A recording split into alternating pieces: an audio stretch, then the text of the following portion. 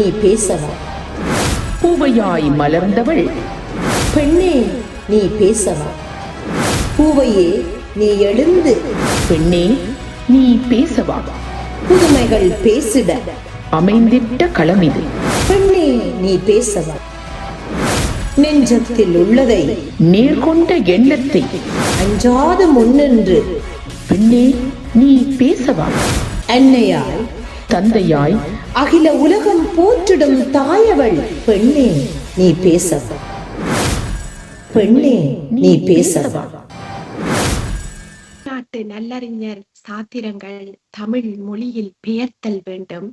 இரவாத தமிழுடைய புது நூல்கள் தமிழ் மொழியில் இயற்றல் வேண்டும் என்ற மகாகவி பாரதியின் கவி வரிகளோடு இன்றைய பெண்ணேனி பேசவா நிகழ்ச்சியில் STS தொலைக்காட்சி அன்புறவுகளை சந்திப்பதில் மிகுந்த மகிழ்ச்சி அடைகின்றேன்.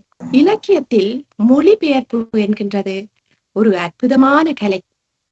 மூல மொழியிலிருந்து படைப்பின் உயிர்ப்பு தன்மை மாறாதபடிக்கு, உருவச் செழுமை மாறாதபடி, அதன் கலை நயமும் அழகியலும் பொருந்தி இருக்க, கருத்தியல் மாறாதபடி இன்னொரு மொழிக்கு எடுத்து செல்வது என்பது இலகுவான காரியம் அல்ல. அது ஒரு பொறுப்புணர்ச்சி. அந்த பொறுப்புணர்ச்சி மொழிபெயர்ப்பாளனிடம் மொழிபெயர்ப்பாளன் அந்த பொறுப்புணர்ச்சியை மீறுகின்ற போது அது மூல மொழியின் படைப்பாசிரியனுக்கு செய்கின்ற மாபெரும் துரோகமாகி விடுகின்றது. ஆக இந்த மொழிபெயர்ப்பு கலையை மிக செவ்வனாக செய்து வருகின்ற ஈழத்து இலக்கிய பரப்பிற்கு மொழிபெயர்ப்பு நூல்களால் வளம் சேர்க்கின்ற திருமதி சுலைஹா பேகம் அவர்களை இன்றைய நாளின் சிறப்பு அதிதியாக நாங்கள் கொண்டு வந்திருக்கின்றோம்.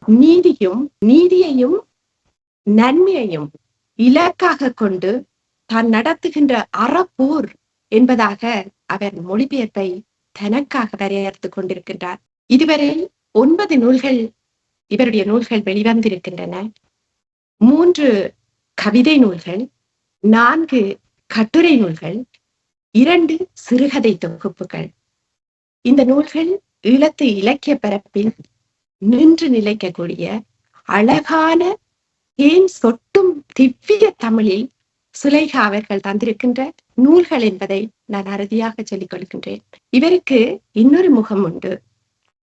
தான் கற்ற பாடசாலையான கக்கிராவ முஸ்லிம் மகா வித்தியாலயத்தில் அதிபராக, அர்ப்பணிப்பு நிறைந்த அதிபராக கடமையாற்றிக் கொண்டிருக்கின்றார்.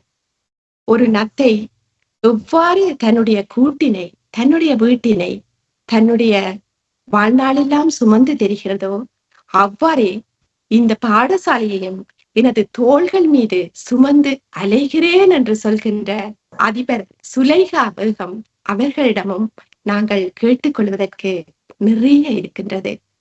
அவரை எங்களுடைய நிகழ்ச்சிக்குள் வரவேற்போம். வாருங்கள் சுலைஹா பேகம். உங்களுடைய பெயர் கக்கிராவ சுலைஹா என்பதாகவே இலக்கியத்தில் அறியப்பட்டிருக்கிறது. கக்கிராவா என்ற சிறு கிராமத்திற்கு உலக இலக்கிய பரப்பில் ஒரு வெளிச்சத்தை கொடுப்பவர் நீங்கள் என்பது என்னுடைய கருத்து. உங்களுடைய சகோதரியும் இலக்கிய பரப்பிற்கு நிறைய சேவை செய்திருக்கின்றார். ஆக உங்களுடைய இளமை பருவம் பற்றி எங்களுக்கு சொல்லுவீர்களா? STS தொலைக்காட்சி நடத்தும் பெண்ணேனி பேசவா நிகழ்ச்சிக்குள் என்னை இழுத்து வந்து அமர்த்தி இருக்கும் உங்களின் சாமர்த்தியத்துக்கு முதற்கண் என்னுடைய நன்றியை நான் தெரிவித்துக் கொள்கிறேன்.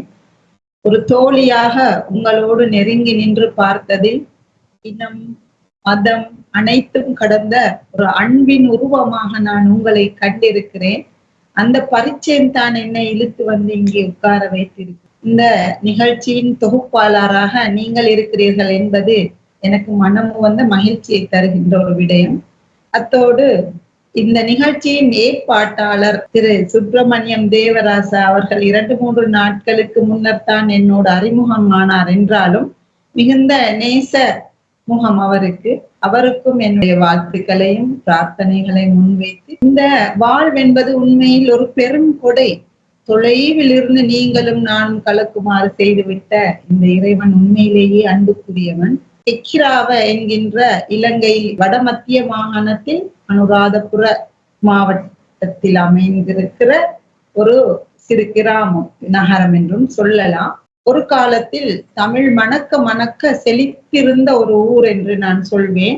பண்டிகை காலங்களில் கோயில்கள் வழியே, பள்ளி வாசல்கள் வழியே, கிறிஸ்தவ தேவாலயங்கள் வழியே அலைந்து திரிந்து என்னுடைய பால்யத்தை நான் கடந்து வந்திருக்கிறேன்.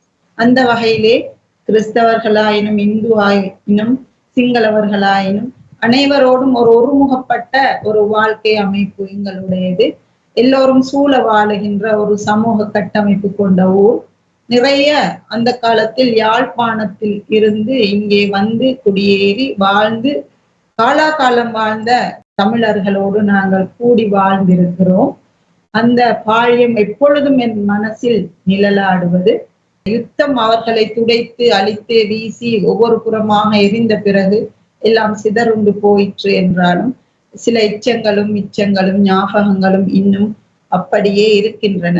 இந்த ஊர் ஒரு வகையில் பாத வெடிப்புகளில் ஊர் ஊராக அலைந்து நாங்கள் வருகின்ற பொழுது அந்த பாதத்தில் மண்கள் ஒட்டி கொண்டு துளி துளியாக வந்து சேருமே, அது போல இந்த ஊரை சுற்றி சுற்றி என்னுடைய கால் தடங்கள் பதிந்து பதிந்து இந்த குளம் வழியே, இந்த பள்ளிக்கூடம் வழியே, பள்ளி வாசல் வழியே, கோயில் வழி, இங்கே ஒரு இந்து கோயில் இருக்கிறது, பிள்ளையார் கோயில் அது. அதிலே நாங்கள் அந்த எலி வாகனத்தில் கூட ஏறி விளையாடும் அளவுக்கு நாங்கள் பரிச்சயம் கொண்டவர்களாக இருந்தோம். அப்படி ஒரு சூழலில் இந்த ஊரின் மீது எனக்கு இருக்கிற அபிமானமும், அக்கா சஹானா தன்னுடைய ஜஹானரா என்கின்ற இயற்கை பெயரை மாற்றி ஒரு இசை பெயரையும் ஊரோடு இணைத்து கொண்டு வலம் வந்ததால் அவளே என்னுடைய இலக்கிய முன்னோடி என்பதாலும் அவளைப் போலவே நான் ஊரை சேர்த்து எடுத்துக்கொண்டு என்னுடைய இலக்கிய பரப்புக்குள் நுழைந்தேன். நன்றி. உங்களுடைய கல்வி பாதையில் உங்கள் கால்கள் கடந்த பாதை என்ன? எவ்வாறு நீங்கள் இந்த அதிபர் பதவிக்கு வந்து சேர்ந்தீர்கள்? இந்த கெக்கிராவா முஸ்லிம் மகா வித்தியாலயம் ஆரம்பத்தில் 100 வருடங்கள் பழமை வாய்ந்த பெப்டிஸ்ட் மிஷனரி பாடசாலை ஒன்றோடு இணைந்து செயல்பட்டு கொண்டிருந்தது. தமிழர்களுடைய அந்த பாடசாலை தான் எங்களுக்கு எல்லாம் இருந்த, முஸ்லிம்களுக்குமாக இருந்த ஒரே ஒரு பள்ளிக்கூடம். அந்த பள்ளிக்கூடத்திலே தான் முஸ்லிம்கள் சென்று கற்று வந்த வேளையில் கிட்டத்தட்ட 1965களில் வேறொரு பாடசாலையாக முஸ்லிம் பாடசாலை பள்ளிவாசலுக்கு பின்புறமாக நிறுவப்பட்டு ஒரு சிறு கட்டிடத்தில் இயங்கி வர ஆரம்பித்தது. அந்த பள்ளிக்கூடத்திலே 1969 பிறந்த நான் என்னுடைய முதலாம் தரம் தொடங்கி என்னுடைய A லெவல் வரைக்குமே அங்கே தான் கற்றேன். இடையிலே சயின்ஸ், அதாவது விஞ்ஞான பாடநெறியில் கற்பதற்காக நான் கண்டி பெண்கள் உயர்தர கல்லூரி கேர்ள்ஸ் ஹை ஸ்கூலுக்கு சென்று வந்தேன். ஆயினும் மீளவும் கலைப்பீடத்திலேயே என்னுடைய படிப்பை தொடர்ந்து இந்த பாடசாலையில் இருந்தே தான் நான் பல்கலைக்கழகம், பேராதனை பல்கலைக்கழகத்துக்கு நுழைந்தேன். துரதிருஷ்டவசமாக பல்கலைக்கழக படிப்பையினால் தொடர முடியாமல் போயிற்று. அப்பொழுது எங்கள் அம்மாவுக்கு ஏற்பட்ட சுகையினம் ஒன்று. நான் அதே வருடத்திற்குள் ஆங்கில ஆசிரியராக அந்த நேரத்தில் வழங்கப்படுகின்ற டெலிக் நியமனம், அந்த நியமனத்திலே என்னுடைய ஆங்கில ஆசிரியர் பயணத்தை தொடர்ந்தேன். இந்த பாடசாலையில் தான் எனக்கு முதல் நியமனம் கிடைக்கிறது. இந்த பாடசாலைக்கு அப்பால் என்னால் பெரிய அளவு நகர முடியாத ஒரு சூழல் அப்பொழுது இருந்தது. அழகான சூழல். ஆங்கிலம் ஒரு பெரிய தேவ மொழியாக எனக்குள் கனவு கனவாக பதிய தொடங்கிய காலம். ஆங்கிலத்தை கண்ட இடத்தில் எல்லாம் தேடி கற்று சொற்களை எழுதி காவி கொண்டு திரிவேன். கைகளில் எப்பொழுதுமே ஒரு குட்டி டிக்ஷனரி இருக்கும். அலைந்து அலைந்து ஆங்கிலத்தை தேடி அலைகின்ற ஒரு மோகம் இருந்தது அந்த காலத்தில். எது எது என்று தெரியாது, சும்மா எல்லாத்தையும் எடுத்துக்கொண்டு அதை தமிழுக்கு மொழி மாற்றி பார்க்க, மொழியில் அழகான சொற்களை அந்த இடத்தில் போடுவதற்கெல்லாம் சிறு வயதிலேயே ஒரு முயற்சி ஒன்று செய்து கொண்டு வந்திருக்கிறேன் என்று நினைக்கிறேன். பிறகும் பக்கத்தில் இருக்கின்ற கிராம பாடசாலைகளுக்கு இடமாற்றம் கிடைத்து வெளியிலே சென்று வந்தேன். சில வருடங்கள் வெளியில் இருந்தேன். இருந்தாலும் எதிர்பாராத விதமாக நான் ஒரு கிராம பள்ளிக்கூடத்திலே சந்தித்த ஒரு பள்ளியின் அதிபர் அவர்கள், இப்போது அவர் உயிருடன் இல்லை, இருந்தாலும் என்னுடைய பிரார்த்தனைகளில் நான் எப்பொழுதும் அவரை சுமந்து வந்திருக்கிறேன். தேனுலா என்பது அவருடைய பெயர். அவர் ஒரு தந்தையாக தாயாக என்னோடு நெருங்கி வந்தார். அப்பொழுது அவர் நீங்கள் ஒரு அதிபராக வர தகைமை பெற்றவர் டீச்சர், நீங்கள் இந்த துறையில் இருந்து மேலே போக வேண்டும் என்று அவராகவே எடுத்து வந்து ஒரு விண்ணப்ப படிவத்தை எழுதி நிரப்பி என்னுடைய கையொப்பத்தை மட்டும் வாங்கி போட்டு அந்த விண்ணப்ப படிவத்தை அவர் அனுப்பி வைத்திருந்தார். பிறகும் எனக்கு பெரிய கனவுகள் இருக்கவில்லை. 4 வருடத்தின் பிறகு எங்களுடைய வட மத்திய மாகாணத்தில் ஒரே ஒரு பெண் அதிபராக, முஸ்லிம் பெண் அதிபராக அந்த இடத்தில் நான் நியமிக்கப்பட்டேன். 2009 என்னுடைய அதிபர் பணியில் நான் இணைந்து கொண்ட ஆண்டு. அதுவும் அந்த கிராமப்புற பாடசாலையிலே பொறுப்பேற்று அங்கிருந்து பிள்ளைகளையும் கற்று பொதி பொதியாக பிள்ளைகளையும் மனத்தில் சுமந்து கிட்டத்தட்ட இப்பொழுது 10 ஆண்டுகள் ஒரு பள்ளியின் முதல்வராக எங்கள் பள்ளிக்கூடத்திலேயே நான் கற்பித்து வருகிறேன். ஒரு பாடசாலையை தோள் மீது சுமந்து அலைகிறேன் என்ற உங்கள் சொல் கொஞ்சம் மனதில் வலி தருவதாக இருக்கிறது. ஆக உங்களுடைய பாடசாலையில் நீங்கள் அதிபராக இருக்கின்ற போது எதிர்கொள்கின்ற இடர்பாடுகள் அல்லது சவால்கள், நெருக்கடிகள் என்ன? பெரும்பாலும் எல்லா பாடசாலைகளிலும் இன்று காண்கின்ற ஒரு நிலையைத்தான் சொல்ல வருகிறேன். முதலில் எங்களுடைய கிராம பகுதியில் இருக்கும் அடிமட்ட வறுமை. நான் ஒரு கிராம பள்ளிக்கூடத்திலே ஆசிரியராக பணியாற்றி கொண்டிருந்த காலம், சில குறிப்பிட்ட காலங்களுக்கு பிள்ளைகள் வரமாட்டார்கள். எங்கே பிள்ளைகள் என்று தேடுவோம். வயல்வெளிகளில் அறுவடை நடக்கின்ற காலங்களில் பிள்ளைகளை எடுத்துக்கொண்டு போய்விடுவார். அப்படியான ஒரு சூழ்நிலை தான். பெற்றார்களது அறியாமை, பெற்றார்களது பிரிவு, பெற்றார்களது வெளிநாடுகளுக்கான இடம்பெயர்வு என்று கோடி சவால்கள் இருக்கின்றன. கொரோனாவுக்கு பிற்பட்ட இந்த காலங்கள் கல்வி சார்ந்த நடவடிக்கைகளுக்கு அரசு ரீதியாக எந்த உதவிகளும் கிடைக்காம, இந்த வழிநடத்தலும் இல்லாத ஒரு வகையான போக்கு, இவைகள் எல்லாம் பெரிய சவால்களாக இருந்து வருகின்றன. பிள்ளைகளுக்கு கல்வியால் கிடைக்கின்ற எதிர்கால நன்மைகள் பற்றி சொல்லிக் கொடுப்பதற்கு வழி இல்லை. ஊடகங்கள் பிள்ளைகளுடைய கால நேரத்தை தின்று விழுங்கி இருக்கிறது என்று நான் சொல்வேன். அவைகளிலிருந்து அவர்களை மீட்டு பிரித்து எடுத்து கொண்டு வருவது என்பது பெரிய சவால். பள்ளிக்கூடத்திலே தொலைவில் இருந்து வருகின்ற ஆசிரியர்கள் வந்து அமர்ந்திருப்பார்கள், பிள்ளைகள் வரமாட்டார்கள். மாலை நேர கற்கைகள், அப்படியெல்லாம் சவால்கள் இருக்கின்றன. அனைத்தையும் எங்களுடைய அன்பினால் தான் நாங்கள் வென்றெடுக்க வேண்டும் என்று நான் நினைப்பேன். அப்படியே அன்பை கோர்த்து கொண்டே வந்து இந்த சவால்களை நிறைய முறை அடித்திருக்கிறேன். அவைகளை நான் என்னுடைய அனுபவங்களை கோர்த்த புத்தகம் ஒன்றில் எழுதியும் வருகிறேன். அந்த பிள்ளைகள், அவர்களுடைய வாழ்க்கை, அவர்களுக்கு வீடுகளிலே நடக்கின்ற துஷ்பிரயோகங்கள் அனைத்தையுமே நான் பதிவில் வைக்க விரும்புகிறேன். ஒரு எழுத்தாளராக மானுடம் கற்பதும் என்னுடைய பணி என்று நான் நினைக்கிறேன். மிக நல்ல முயற்சி. உங்களுடைய உயிர் துடிப்பான எழுத்தில் அந்த கிராமம் சார்ந்த, பாடசாலை சார்ந்த வாழ்வு வெளிப்பட வேண்டும். இலக்கிய பரப்பின் பக்கம் சென்றால் உங்களுடைய 9 நூல்கள் வந்திருக்கின்றன, மொழிபெயர்ப்பு நூல்கள். மரப்பொந்திலிருந்து சில வேளைகளில் கிளிக்குஞ்சுகளை பிடித்து கொண்டு வருவார்கள். அந்த கிளிக்குஞ்சை பிடிக்கின்ற கவனமும் அக்கறையும் அன்பும் அரவணைப்பும் உங்களுடைய மொழிபெயர்ப்பில் இருக்கிறது என்பதைத்தான் நான் என்னுடைய சாதாரணமான வரிகளில் சொல்லலாம். Fisherman mourn by his wife என்ற போயம், அதனுடைய மொழிபெயர்ப்பை கேட்க கிடைத்தது. உண்மையில் அவ்வளவு துயரம் பொழிகின்றபடி அந்த மொழிபெயர்ப்பை செய்ய முடியுமா என்று வியந்து போனேன். அவ்வாறு இருக்கின்றது உங்கள் மொழிபெயர்ப்பு என்று சொல்லிக்கொண்டு, நீங்கள் மொழிபெயர்ப்பில் சந்திக்கின்ற சவால்கள். எங்களுடைய பாடசாலையில் நாங்கள் கற்ற காலத்தில் ஆங்கிலத்துக்கெல்லாம் ஆசிரியர்கள் இருக்க மாட்டார்கள். அப்பொழுது மாப்பிள்ளையில் இருந்து வந்து ஒரு மிக நேர்த்தியான ஒரு மாமனிதர் எங்களுக்கு ஆங்கிலம் கற்பிக்க வந்தார். அதிகம் பேச மாட்டார். ஆனாலும் பள்ளிக்கூடத்திலே வெறும் புத்தகத்துக்குள் மின்று குவிந்திருக்கின்ற ஆசிரியர்களுடைய கல்வி அமைப்பு போலில் இருக்கவில்லை அவருடைய கல்வி. நாங்கள் 6ஆம் 7ஆம் தரங்களில் தான் அவரிடம் கற்றிருக்கிறோம். ஒரு சிறிய குறுகிய காலம் தான் அவர் எங்களோடு இருந்தார். ஃபாரூக் என்று அவருடைய பெயர், ஜெயத் ஃபாரூக் என்று நான் எல்லா இடத்திலும் அவர் பற்றி சொல்லி இருக்கிறேன். இந்த இடத்திலும் சொல்ல வேண்டும் நான் அவரை பற்றி.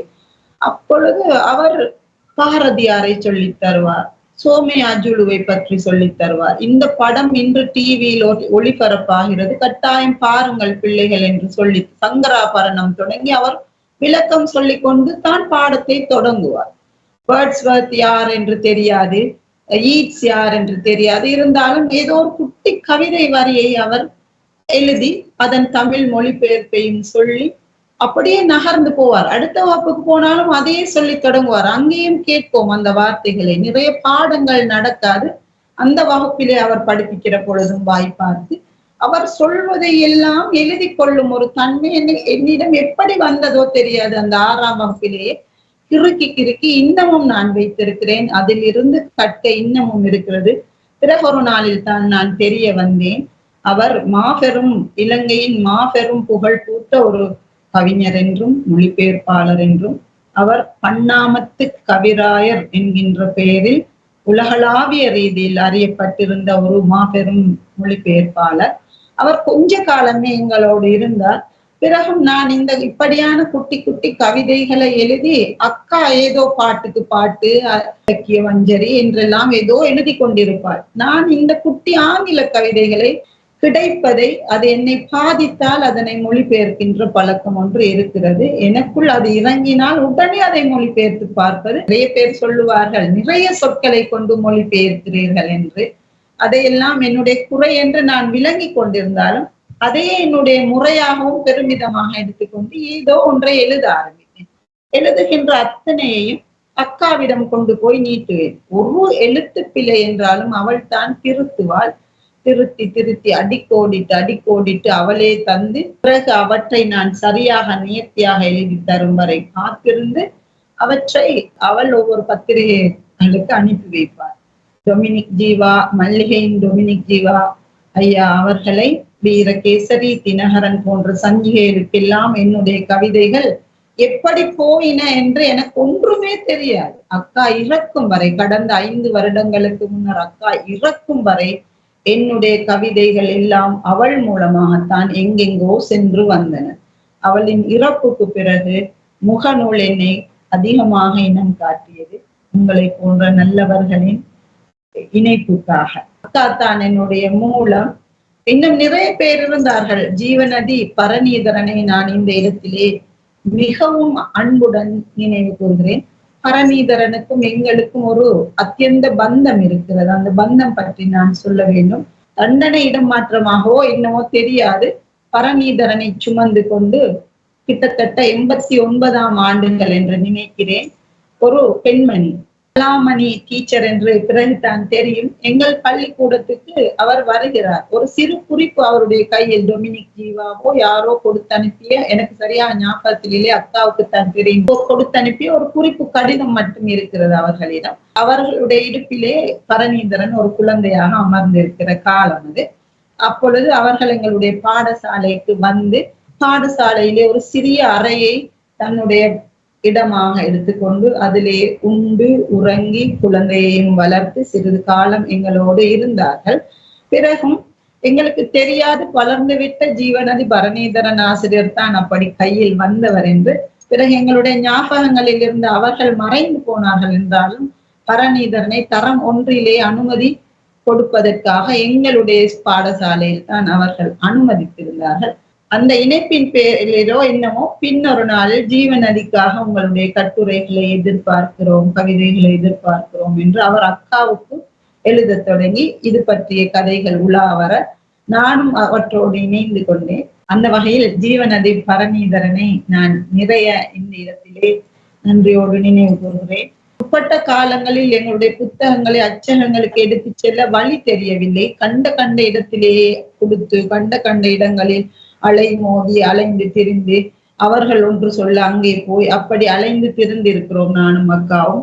எங்களுடைய ஆரம்ப கால புத்தகங்கள் எதையுமே அழகான அமைப்பில் நல்ல முறையில் வரவில்லை என்பதை ஒரு குற்றச்சாட்டாக இப்பொழுதும் பார்ப்பவர்கள் சொல்வார்கள். இருந்தாலும் அவை அனைத்துமே கற்றல் தான் என்று நான், லேர்னிங் தான் என்று நான் நினைத்துக் கொள்கிறேன். பிறகெல்லாம் நாங்கள் ஜீவநதியை அப்பி பிடித்துக் கொண்டோம். எங்களுடைய எந்த புத்தகத்தையும் வெளியிலே கொண்டு போவது கிடையாது. எல்லாவற்றையும் ஜீவநதிக்குள்ளேயே நாங்கள் கொண்டு வர ஆரம்பித்தோம். இலக்கிய நூல்கள் 9 மொழிபெயர்ப்புகள் தான் அனைத்தும் நீங்கள் சொன்ன மாதிரி. அவற்றிலே 3 மொழிபெயர்ப்பு நூல்களுக்கு எனக்கு சாகித்ய மண்டல பரிசு கிடைத்திருக்கிறது. 2 சிறுகதை நூல்களுமே பரணிதரனின் வெளியீட்டில் வந்தது. முதலாவது கவிதை நூல், அந்த கவிதை நூலுக்கு கிழக்கு மாகாணத்தில் இன்னொரு விருதும் கிடைத்தது. இந்த பட்டுப்பூச்சியின் பின்னிகை போலும் என்கின்ற இந்த புத்தகத்துக்கு அன்புரை தந்தது பன்னாமத்து கவிராயர் அவர்கள். கிட்டத்தட்ட 69-79 கவிதைகளை நான் சேர்த்து எடுத்துக்கொண்டு இவற்றை மொழிபெயர்க்க முடியுமா என்று கேட்டு அலைந்து மேமன் கவி, பன்னாமத்து கவிராயர் அவர்கள் எல்லாம் என்னோடு கூட இருந்தார்கள். அப்பொழுது அந்த யுத்தம் சார்ந்த கவிதைகள், இலங்கையின் யுத்த சூழ்நிலையில் எழுதப்பட்ட கவிதைகள், இன்னும் பலஸ்தீன கவிதைகள், பிற நாட்டு கவிதைகள் என்று இந்த கவிதைகளை கோர்த்து எடுத்துக்கொண்டு இந்த என்னுடைய முதல் புத்தகம் தமிழ் 2 விருதுகளை வென்றது. ஒன்று மட்டக்களப்பு எழுத்தாளர் ஊக்குவிப்பு மையத்தின் விருது ஒன்றும், சாகித்ய மண்டல பரிசு. முதல் நூலுக்கே கிடைக்க பெற ஒரு உற்சாக உந்துதலில் பிறகெல்லாம் என்னுடைய மொழிபெயர்ப்பை பெரிய பெரிய ஒரு மூட்டையாக கனவாக எல்லாமுமாக சுமந்து அலைய ஆரம்பித்தேன். மொழிபெயர்ப்பு கூடாக நான் எங்களுடைய பள்ளிக்கூடத்திலே படிக்கின்ற பிள்ளைகளை தான் நான் இலக்காக கொள்கிறேன். எங்களுக்கு சொல்லித்தராத கவிதைகளை விட்டு விட்டு நகர்கின்ற ஆசிரியர்கள் இருந்தார்கள். பிறகெல்லாம் நாங்கள் சந்தித்த ஆசிரியர்கள். இலக்கியம் என்பது யாதென்று தெரியாது. ஒரு கிராமத்து பள்ளிக்கூடத்திலே நேருஜி இந்திராவுக்கு சிறைக்கூடத்தில் இருக்கும் பொழுது எழுதிய கடிதங்கள், லெட்டர்ஸ் டு டாட்டர், கடிதங்களை ஒரு பகுதியை அப்பொழுது பாட நூலிலே இணைத்திருந்தார்கள். நான் அந்த பாடத்தை கற்பிக்கின்ற பொழுது பக்கத்து வகுப்பறையில் கற்பித்துக் கொண்டிருந்த ஒரு ஆசிரியர் ஓடி வந்து என்னிடம் கேட்டார், இந்திரா காந்தி மகாத்மா காந்தியின் மகளா என்று. அப்பொழுது நான் அவருக்கு எல்லா விளக்கங்களையும் சொல்லி, நேருஜியின் சுயசரிதை இந்த மட்டும் உள்ள பெரிய ஒரு நூல், அந்த புத்தகத்தை ஒரு பக்தி நூலை சுமக்கின்ற ஒரு மனநிலையோடு சுமந்து திரிந்தோம் நானும் அக்காவும். அந்த புத்தகத்தை அவருக்கு கொண்டு போய் கொடுத்து அது சம்பந்தமான கல்வியூட்டலை எல்லாம் அவர்களுக்கெல்லாம் அப்படி கிராமப்புறங்களில் நாங்கள் ஆங்கிலமும் தெரிந்த ஒரு தேவதைகளாக கருதப்பட்டோம். அப்ப பெரிய கலர்ஸ் எங்களுக்கு, நாங்கள் பெரிய வண்ணங்கள் ஆக்கள் போல எங்களை இளவரசியலாக நினைத்துக் கொண்டு அப்படி பிள்ளைகளுக்காக நான் மொழிபெயர்க்க தொடங்கினேன். பிள்ளை இந்த கவிதையை பார்க்க வேண்டும், பிள்ளை வேர்ட்ஸ்வர்த் என்றால் யார் என்று அறிய வேண்டும், ஷேக்ஸ்பியரை பிள்ளை கொஞ்சமாவது தெரிந்து கொள்ள வேண்டும். அப்படியெல்லாம் நினைத்து ஒவ்வொன்றாக கோர்க்க தொடங்கினோம். நீங்கள் ஜீவநதி பரணிதரன் அவர்களை பற்றி சொன்னது மனம் தொட்டது. மிகவும் பகிரப்பட வேண்டிய செய்தி அது. சொல்லில் நேர்த்தி, செயலில் நேர்த்தி, எடுத்துக்கொண்ட காரியத்தில் சிரத்தை, ஆளுமையை ஈழத்து பரப்பில் ஜீவநதி பதிப்பகத்துக்கான பரணிதரனை வைத்திருப்பது நாங்கள் செய்த கொடுப்பினை என்றுதான் கூற வேண்டும். உங்களுடைய எதிர்கால பணிகள், திட்டங்கள் என்று ஏதாவது வைத்திருக்கிறீர்களா? நவீன இலக்கியங்களை தேடி எடுத்து கற்கின்ற நேர காலம் எனக்கு நிறைய மிஞ்சுவதில்லை. இன்னமும் நான் பழையவற்றிலிருந்து பிள்ளைகளுக்கு சொல்லிக் கொடுக்கிறதுக்கு நிறைய இருக்கிறது. நவீன காலங்கள்ல என்னுடைய மொழிபெயர்ப்பு முகநூல் வழியாக கொஞ்சம் பிரபலப்படுத்தப்பட்ட ஒரு நிலையில் முகநூல் நண்பர்கள், ஐக்கியமான மொழிபெயர்ப்பாளர்கள் பலரது உறவுகள், நலவுகள் எனக்கு வாய்க்க பெற்றன. அவர்கள் என்னுடைய மொழிபெயர்ப்பு உதிரியாக இல்லாமல் ஒருவருடைய ஒரு ஒட்டுமொத்த நூலை நீங்கள் மொழிபெயர்க்கலாமே என்றெல்லாம் சொல்லி இருக்கிறார்கள். நானும் சில நூல்களை படித்திருக்கிறேன். ஜப்பானிய ஹருக்கி முரகாமியின் நூல்கள், அதை இந்திய மொழிபெயர்ப்பாளர்கள் மொழிபெயர்த்திருக்கிற விதம், இன்னும் அது மாதிரி அன்புள்ள ஏவாளுக்கு என்கின்ற ஒரு நூலை சாஹிதா என்கின்ற ஒருவர் மொழிபெயர்த்திருக்கிற விதம், அனைத்தையும் பார்த்து இது மாதிரி ஒரு மொழிபெயர்ப்பை நான் செய்ய வேண்டாமா என்று நானும் ஏங்க தொடங்கி இருந்த ஒரு காலகட்டம். என்றாலும் நவீன இலக்கிய பரப்புக்குள் நுழைகின்ற அளவுக்கு என்னுடைய அவை பற்றிய கற்பித்தல், எனக்கு வழிகாட்ட அப்படி யாரும் இல்லை என்கின்ற ஒரு பயமும் என்னிடம் இருக்கிறது. ஆங்கில ஆசிரியர் பயிற்சிக்காக பேராதனை ஆங்கில ஆசிரியர் பயிற்சி கல்லூரிக்கு போயிருந்த பொழுது வழங்கப்பட்டிருந்த பிரெஸ்கிரைப் பண்ணப்பட்டிருந்த ஒரு நாவல் டாரி த தேர்ட் வைஃப் என்று, ஒரு நைஜீரியன் குடும்ப வாழ்க்கை பற்றி இலங்கை எழுத்தாளர் ஒருவர் எழுதிய நூல். அது எனக்கு இன்னமும் தெரியாது. ஒருவருடைய புத்தகத்தை நாங்கள் மொழிபெயர்ப்பது என்றால் அவருடைய அனுமதி பெற வேண்டும் என்றெல்லாம் சொல்கிறார்கள். அவர்களை நாங்கள் தேடுவது, அதுகள் சம்பந்தமாக எனக்கு பெரிய அறிவு இல்லை என்பதனால் நான் அதையும் தயக்கத்தில் வைத்திருக்கிறேன். அந்த நாவல் கட்டாயம் மொழிபெயர்க்கப்படும் என்னால் என்பதை நான் மனசுக்குள் நினைத்திருக்கிறேன். அது போலவே ஷேக்ஸ்பியரது மெக்பத் போன்ற காவியங்களை, ஒத்தெல்லோ போன்ற காவியங்களை, அந்த காவியங்களுக்குள் நாங்கள் படித்த மானுட நெறிகள் மாணவர்களுக்கு இன்னும் இலகுவான மொழி நடையில், அழகிய மொழி நடையில் அவற்றையும் நான் கொடுத்து விட்டு நகர வேண்டும் என்று நான் நினைக்கிறேன். என்னுடைய மொழிபெயர்ப்பு முயற்சிகளின் பொழுது Prayers for my daughter என்று W.B. ஈட்ஸின் கவிதை ஒன்றை நாங்கள் படித்திருக்கிறோம். அதனை நான் மொழிபெயர்த்து பார்த்தேன். அதில் சரித்திர கதைகளும் வரும். ஹெலன் என்கின்ற ஒரு அழகான பெண்மணி அவளுடைய அழகின் காரணமாக வாழ்க்கையை சீரழித்துக் கொண்ட கதையை எல்லாம் அவர் சொல்லி, அதிலே அவர் சொல்லுவார், என்னுடைய மகள் நீ பாரம்பரியத்தின் பிள்ளையாக வர வேண்டும். தொட்டிலில் படுத்திருக்கின்ற அவருடைய மகளுக்காக அவர் சுமக்கின்ற பிரார்த்தனை பற்றி சொல்லும் அந்த கவிதை. எனக்கு தெரிந்த மாதிரி நான் அதை ஒரு மொழிபெயர்த்து எடுத்துக்கொண்டு பன்னாமத்து கவிராயிடம் ஓடி சென்று ஒரு முறை காட்டியிருக்கிறேன். அப்படியே எடுத்து ஒரு புறமாக வைத்து விட்டார். இந்த கவிதைகளில் நீங்கள் கை வைக்க கூடாது, அந்த அளவுக்கு நீங்கள் வளரவில்லை என்று சொன்னாரா என்னென்று தெரியாது, அப்படி சொல்லி இருக்கிறார். ஆனால் இப்பொழுது நான் அப்படி அவர் சொல்லிவிட்டார் என்பதற்காக அவற்றை விட்டு வைக்க விரும்பவில்லை. என்னுடைய மொழியை, தமிழ் மொழியையும் அபிவிருத்தி செய்து எடுத்துக்கொண்டு அந்த இலக்கிய பரப்புக்குள் அவர் சொன்ன அந்த விடயங்களை கணக்கில் எடுத்துக்கொண்டு, அதாவது நான் இதிலே ஏதாவது செய்தாக வேண்டும், அதை இந்த பிள்ளைகளுக்கு போய் சேர வேண்டும். நாங்கள் நினைக்கிறோம் ஆங்கிலேயர்கள் என்றால் அவர்களுக்குள் கலாச்சாரம் இருக்காது, அப்படி ஒரு நினைப்பு இருக்கிறது தானே. ஆனாலும் அந்த காலத்திலே தன்னுடைய மகள் குறித்து அவர் சுமந்த அந்த பிரார்த்தனை, அழகின் காரணமாக நீ சீரழிஞ்சிட வேணாம், சீதனங்களா நீ ஒழுக்கத்தை தான் அந்த வீட்டுக்கு மறு வீட்டுக்கு கொண்டு போகணும் இதெல்லாம் சொல்லுகின்ற அந்த அற்புதமான கவிதை எங்கள் மொழிக்குள் லாவகமாக கொண்டு வந்து குந்த வைக்கின்ற ஒரு கனவையும் வைத்திருக்கிறேன். குழப்பத்தில் இருக்கிறேன். பழையவைகளை விட்டு வீசுவதா, புதியவைகளுக்குள் உள்நுழைவதா, புதிய கற்றல்களை மேற்கொண்டு வந்து கொண்டு அவற்றை நான் எடுத்துக்கொண்டு போவதா என்று இருவிதமான மனோநிலையில் இப்பொழுது இருக்கிறேன். அக்கா இறந்த பிறகு அக்காவுடைய பிள்ளைகள், அவர்களுடைய பள்ளி படிப்பு, அவர்களுடைய எதிர்காலம், அவையும் எனக்குள் ஒரு பொறுப்பாக வந்து நிற்பதை நான் உணர்கிறேன். எங்களுடைய பாடசாலை கிட்டத்தட்ட 700 மாணவர்களை கொண்டது. கிட்டத்தட்ட 50 ஆசிரியர்கள், 50 பேரும் ஒரு 50 விதமான வீட்டுகளில் இருந்து வருகிறார்கள். ஒரு எளிமையின் விளக்கை ஏந்தி கொண்டு அதிகாரத்தை அதிகம் சுமக்காத ஒரு அதிபராக அவர்களையும் எடுத்துக்கொண்டு பாடசாலையையும் பார்த்து கொள்ள வேண்டும், வீட்டையும் கவனிக்க வேண்டும். சேவகர்கள் என்றெல்லாம் எங்களுடைய வாழ்க்கையில் யாருமே இல்லை.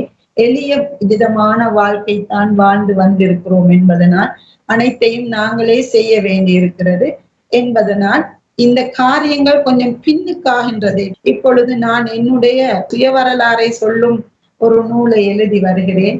எங்களுடைய உம்மா எங்களுக்கு வழிகாட்டிய விதம், உம்மாவை நான் எப்படி நெஞ்சுள் சுமக்கிறேன், ஒரு மகா விருட்சம் போல ஒரு மாபெரிய ஒரு வனமாக மனசுக்குள் நிற்கின்ற உம்மாவை எழுத்தில் நான் கொண்டு வந்து வைக்க வேண்டும். அப்படி ஒரு சுய நாவலுக்கு பிறகான முயற்சியில் இவைகள் அனைத்தும் கூட வரும். குறிப்பாக மெக்பத்தை எப்படி ஒரு புதமான ஒரு மாபெரும் வீரனாக இருந்து பிழையான வழிகாட்டுதலால் சிதைந்து சீரழிந்து அவன் சின்ன பின்னமாக கரைகளை ரத்தமாக துவைத்து எடுத்துக்கொண்டு அவன் வந்து இறுதியில் அழுது புலம்புவானே, அந்த அந்த அந்த நெறியை பிள்ளைகளுக்கு சொல்லிக் கொடுப்பதற்காக எழுதி முடித்து விட வேண்டும் என்றெல்லாம் நினைக்கிறேன். குணாலினி, என்ன செய்வேன் என்று தெரியாது. இப்படியெல்லாம் நிறைய திட்டங்கள் இருக்கின்றன. இவ்வாறான பேசுதல்களைத்தான் நாங்கள் எங்களுடைய பெண்ணே நீ பேசவா நிகழ்ச்சியில் கொண்டு வர நினைக்கின்றோம். தானாக நிகழ்ந்து விடுகிறது. உங்களுடைய வாழ்வை மக்கள் பார்க்கிறார்கள். எங்கோ வழிகாட்ட உங்களுக்கு இருக்கின்ற குழப்பங்களை தீர்க்க வல்லவர்கள் கூட இந்த பதிலை கேட்டு வரலாம். நீங்கள் இந்த பெண்ணே நீ பேசவா நிகழ்ச்சியில் நான் சந்திக்கின்ற முதலாவது முஸ்லிம் சகோதரி.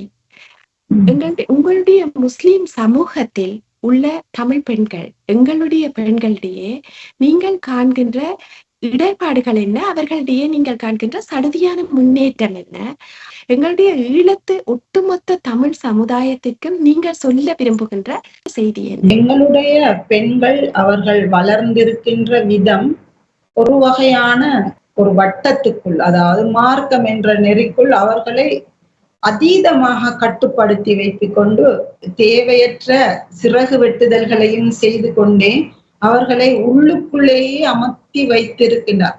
மதம், மார்க்கம், கலாச்சாரம் என்று ஏதோ கற்பிதங்கள் கொடுத்து கொண்டு வைத்திருக்கிறார்கள். அதனால் எங்களுடைய பெண்கள் வெளியே வருவது, வந்தாலும் நீடித்து நிலைப்பது என்பது பெரிய சவாலாக இருக்கிறது. என்றாலும் இன்றைய பள்ளிக்கூடத்துக்குள்ளே நாங்கள் பார்க்கிற பொழுது, எங்களுடைய பாடசாலை ஒரு முஸ்லிம் பாடசாலை என்று இருந்தாலும் சுற்றுப்புறங்களில் இருந்து இந்து பிள்ளைகளும் எங்களோடு வருவார்கள். இந்து கிறிஸ்தவம் படிக்கின்ற பிள்ளைகளும் எங்களோடு வருவார்கள். எங்களோடு கற்பிக்கின்ற ஆசிரியர்கள் இந்து ஆசிரியர்களும் இருக்கிறார்கள். நான் சொல்ல வருவது என்னவென்றால், அனைத்து கலாச்சாரத்தையும் இனித்து எடுத்துக்கொண்டு பாரம்பரியங்களையும் சுமந்து கொண்டு இந்த பயண வீதியில் அழகாக பயணம் செய்யலாம் என்பதை எங்களுடைய பிள்ளைகளுக்கு, அல்லது அவர்கள் உடைத்து எடுத்துக்கொண்டு இந்த கூட்டுக்குள்ளிருந்து வெளியேறுகின்ற அந்த பாதை பிழையானதாகவும் ஆகிவிடுகிறது. எங்கோ போய் எப்படியோ சீரழிந்து அப்படியும் எங்களுடைய கலாச்சாரத்திலே எங்களுடைய பெண்கள் சீரழிக்கப்படுகிறார்கள். எனக்கு விடுதலை, நான் என்னுடைய மதத்துக்கு துரோகம் செய்யவும் இல்லை, என்னுடைய கலாச்சாரத்துக்கு ஒரு பாதிப்பையும் ஏற்படுத்தி விடவில்லை, அடுத்த மனிதருக்கு தொல்லையாக வாழும் அயல் வீட்டான் என்னோடு இணக்கமாக நடந்து கொள்கிறானா, அதுவே போதுமான இஸ்லாம் என்று எடுத்துக்கொண்டு அதையே என்னுடைய சுற்றி இருக்கின்ற பிள்ளைகளுக்கும் கட்டித்து கொடுத்து கொண்டு ஒரு பயணம் போகிறேன். அதாவது எங்களுடைய உயர் அதிகாரிகளாக இப்பொழுதும் நிறைய பேர் சிங்களவர்கள் தான் இருப்பார்கள். நிறைய நேரம் ஆண்களோடு தொழில்பட வேண்டி இருக்கும். மூக்குத்தி அணிந்தாலும் அதற்கும் ஒரு கதை சொல்வார்கள், தலையிலே சீலை போட்டாலும் அதற்கு ஒரு கதை சொல்லுவார்கள், முக்காட்டை மட்டும் போட்டுக் கொள்கிறாள் என்றெல்லாம் கதை வரும். நான் அவற்றை செவிகளில் எடுத்துக் கொள்வதில்லை. ஒரு நடை நடக்கிறேன். என்னுடைய உள்ளார்ந்த மனசுக்குள் என்னுடைய மதத்துக்கோ என்னுடைய கலாச்சாரத்துக்கோ நான் ஒரு தீங்கு விளைவித்த பெண்ணும் இல்லை என்பதை நான் உறுதியாக நம்புகிறேன். என் குடும்பமும் அதை நம்புகிறது. அவர்கள் அழகான வாசிப்புக்காக எங்களுக்கு கொண்டு தருகின்ற, வாங்கி கொண்டு வந்து தருகின்ற, நண்பர்கள் தருகின்ற அத்தனையையும் நான் இப்படி இருப்பதனால் தான் பெற்றுக்கொண்டேன். ஒளிவு மறைவுற்ற பெண்ணாக அமர்ந்து கொண்டிருந்தால் யாரும் என்னை நெருங்கி வந்து இருக்க மாட்டார்கள். புன்னகையை ஆயுதமாக எடுத்துக்கொண்டு அன்பை நான் ஒரு என்னுடைய தோள்களில் சுமந்த ஒரு பெண்ணாக எப்பொழுதும் நடந்து வருகிறேன். அப்படி நடந்து வருவது எனக்கு இலகுவாக இருக்கிறது. அப்படி நடக்க சொல்லி என்னுடைய மாணவர் பரம்பரைக்கும் என்னோடு பணியாற்றுகின்ற ஆசிரியர் பரம்பரைக்கும் நான் சொல்லிக் கொடுத்து கொண்டு வருகிறேன். இந்து மற்றும் சிங்களவர்களிடம் நான் பார்க்கின்ற மாபெரிய ஒரு விடயம் என்னவென்றால், அதீதமான வாசிப்பு, பரந்துபட்ட வாசிப்பு, வெறுமனே குர்ஆனுக்குள்ளும் பைபிளுக்குள்ளும் ஒடுங்கி விடாத பரந்த வாசிப்பு, பரந்துபட்ட ஒரு சிந்தனைகளுடனான இந்திரா காந்தியின் சுயசரிதை, ராஜீவ் காந்தியின் சுயசரிதை, ஆங்கில நூல்கள், பிலாலை பற்றி எழுதப்பட்ட புத்தகங்கள், இது மாதிரியான மொழிபெயர்ப்புகளையும் எடுத்து கொண்டு வந்து அந்த லைப்ரரிக்குள் வைப்பேன். பிள்ளைகள் இப்பொழுது வாசிக்காவிட்டாலும் எப்பொழுதாவது எடுத்து வாசிப்பார்கள் என்பதை நம்புகிறேன். ஆசிரியர்களுக்கும் ஒவ்வொரு புத்தகமாக இதை கொஞ்சம் நீங்களும் வாசித்து பார்க்கலாமே என்று கொடுப்பேன். அப்படி எல்லாம் ஒரு சின்ன கிராமத்தில் குட்டி குட்டியாக முளை விடுகின்ற விதைகளை வைத்துக் கொண்டு பூமி தேடி அலைந்து நட்டு வருகிறோம். எங்கேயாவது எப்போதாவது முளைக்கும் அந்த மரங்கள், படரும், எங்கள் காதோரத்தில் வந்து காற்றை பாட்டாக கொண்டு வந்து பேசும் என்று நம்புகிறேன். அப்படி சொல்லும் பொழுது ஏனோ அழுகை வருகிறது குணாலினி. எனக்கு உங்களை புரிந்து கொள்ளப்படுகிறது சுலைஹா. உங்களுடைய முஸ்லிம் சமூகத்திற்கு நீங்கள் ஒரு பெருமையான விளக்காகத்தான் இருக்கிறீர்கள். நாங்கள் முஸ்லிம் சமூகத்தை உங்களின் ஊடாக பார்க்கின்றோம். உங்களுடைய நடை, உங்களுடைய பயணம் நீண்டது, அது கடவுளால ஆசீர்வதிக்கப்படட்டும். உங்களுடைய நடை கம்பீரமானது, உங்களுடைய நடை அன்பை சுமந்தது. ஆக எல்லாம் நல்லபடியே ஆகும். பெண்ணே நீ பேசவா என்ற நிகழ்ச்சியை பற்றி நீங்கள் என்ன நினைக்கின்றீர்கள்? நீங்கள் எனக்கு பெண்ணே நீ பேசவா என்ற ஒரு நிகழ்ச்சி இருக்கிறது, அதிலே நீங்கள் வருகிறீர்களா சுலைஹா என்று கேட்ட பொழுதெல்லாம் பெரிய பயம் இருந்தது ஆரம்பத்தில். பிறகு நான் உங்களுடைய அந்த சில வீடியோக்களை நான் அவதானித்து பார்த்தேன். உண்மையில் பேசப்பட வேண்டிய பெண்களை நீங்கள் கொண்டு வந்து சபை முன்னிறுத்தி இருந்தீர்கள். அது போலவே உங்களுடைய இந்த சபைக்கு நிறைய பெண்களை அறிமுகப்படுத்திய இன்னொரு பெண் ஆளுமையை பற்றி அவங்கள நீங்க சந்திச்ச விதம் பற்றி எல்லாம் போட்டிருந்தீர்கள். பிறகும் நான் நினைத்தேன், பெண்கள் ஒவ்வொரு பகுதிகளிலிருந்து அவர்கள் எழும்பி வர தோள் கொடுக்கின்ற ஒரு பாயை தருகின்ற, உறங்கப்பாய் தருகின்ற ஒரு அழகான, அத்தனையும் கொட்டிவிட்டு உறங்கப்பாய் தருகின்ற ஒரு நிகழ்வாக நான் இந்த பின்னே நீ பேசவாவை கண்டு கொண்டேன். நான் நிறைய நிகழ்ச்சிகளை பார்க்கிறேன். ஆதவன் ஐயா அவர்கள் ஒரு மாபெரும் இலக்கிய ஆளுமை, இப்பொழுது டென்மார்க்கில் வசித்து வருகிறார். அவரை ஒரு நிகழ்வுக்காக பேட்டி காண்கிறார்கள். குறையில்லை, இருந்தாலும் அவர்களுக்கு ஆதவன் ஐயா பற்றி போதிய அறிவில் அவரிடமிருந்து வெளியே கொண்டு வந்து எடுப்பதற்கு அவர்களிடம் சரக்கு இல்லை. நீங்கள் தேடி தேடி எடுத்து வருகின்ற இது மாதிரியான பெண்கள், அவர்கள் சொல்ல வேண்டிய, இந்த சமூகத்துக்கு சொல்ல வேண்டிய இறுக்கி வைக்கப்பட்ட அவர்களுடைய சில உணர்வுகளை அவர்கள் சொல்லுவதற்கு ஒரு களமாக நீங்கள் இந்த பெண்ணே நீ பேசவாவை கொண்டு வந்திருக்கிறீர்கள். உண்மையில் பெரிய சந்தோஷம். இதிலே நான் சொல்ல விரும்புவது என்னவென்றால், பெண்கள் பற்றிய நிகழ்ச்சி என்றாலும் எங்களுடைய இந்த தேவராசா அண்ணா அவர்கள் எங்களுக்கு செவி கொடுக்கின்ற விதம், ஒரு பெண்ணாகவே அவர் உருமாறு, ஒரு லாவகமான அமைப்பிலே பெண்களை சகோதரிகளாக, தாய்களாக, மகள்களாக பார்க்கின்ற வண்ண கண்கள் ஆண்களுக்கும் இருக்கிறது. இந்த பெண்ணே நீ பேசவா கூடாக தேவராசா அண்ணனும் அதைத்தான் நிரூபித்த வண்ணம் இருக்கிறார் என்று நான் உணர்கிறேன். இந்த நிகழ்ச்சி திறம்பட இன்னும் மேலே மேலே போக வேண்டும். இன்னும் நிறைய பெண் ஆளுமைகளை இந்த களம் கொண்டு வந்து தர வேண்டும் என்று நான் உண்மையில் பிரார்த்தித்துக் கொள்கிறேன். ஒரு விஷயங்களையும் தெரிந்து எடுத்துக்கொண்டு ஆவலோடு பிழை இல்லாமல் இந்த நிகழ்வை செய்து முடிக்க வேண்டும் என்று நீங்கள் கொண்டிருக்கின்ற முனைப்பு ஒரு அழகான பட்சியாக சிறகு விரித்து இந்த நிகழ்வு எதிர்காலத்தில் பறக்கும் வானத்தில் என்பதை எனக்கு சொல்லிக் கொள்கிறது. படித்தான் நான் நினைக்கிறேன். மனம் குளிர்ந்து போகிறது உங்களுடைய பதிலில் சிலைகா. மிக மிக நன்றி. நல்ல ஒரு சந்திப்பு. உண்மையில் நீங்கள் சொன்னீர்கள், உள்ளத்தில் இருப்பதை கொட்டிவிட்டு உறங்குவதற்கு ஒரு பாய் கொடுப்பது போல. அதாவது அந்த பெண்கள் வந்து தங்களுடைய மனத்தில் இருப்பதை பேசுவதற்கு தான் நாங்கள் அழைக்கின்றோம். ஆக இந்த நிகழ்ச்சியின் வெற்றியாகவும் நீங்கள் இருக்கிறீர்கள். நல்லது. மீண்டும் ஒரு புதிய ஆளுமையுடன் அடுத்த பெண்ணே நீ பேசவா நிகழ்ச்சியில் உங்கள் அனைவரையும் சந்திக்கும் வரை அன்பு வணக்கம். நன்றி. பெண்ணே நீ பேசவா. பூவையாய் மலர்ந்தவள். பெண்ணே நீ பேசவா. பூவையே நீ எழுந்து. பெண்ணே நீ பேசவா. புதுமைகள் பேசிட அமைந்திட்ட களமிது. பெண்ணே நீ பேசவா. நெஞ்சத்தில் உள்ளதை, நேர்கொண்ட எண்ணத்தை அஞ்சாது முன்னின்று. பெண்ணே நீ பேசவா. அன்னையாய், தந்தையாய், அகில உலகம் போற்றிடும் தாயவள். பெண்ணே நீ பேசவா. பெண்ணே நீ பேசவா.